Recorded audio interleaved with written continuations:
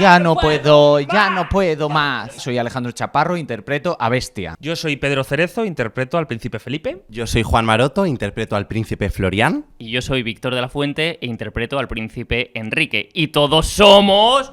¡Ya me has tocado el cuento! Yo creo que me parezco a Enrique un poco, que a veces está como en un lado, otras veces en otro. Tiene esos momentos de decir, estoy aquí, y al rato está cambiando y dice, bueno, pues también estoy aquí. Florián es muy intenso, muy emocional, muy positivo y muy alegre, y yo creo que me siento identificado con eso y que le gusta mucho llevar capa. Yo me parezco a Bestia en el pronto. Es verdad que tengo carácter. Cuando salto, pues salto fuertemente. Tengo esa parte también boba y payasa. Lo que mola de estos personajes es que cada uno le damos nuestra personalidad a la máxima exponencia. También mola porque encima, como cada príncipe lo podemos interpretar dos personas diferentes, tiene la esencia y la energía, pero cada uno pues mete cositas de su personalidad. Y empezamos la función.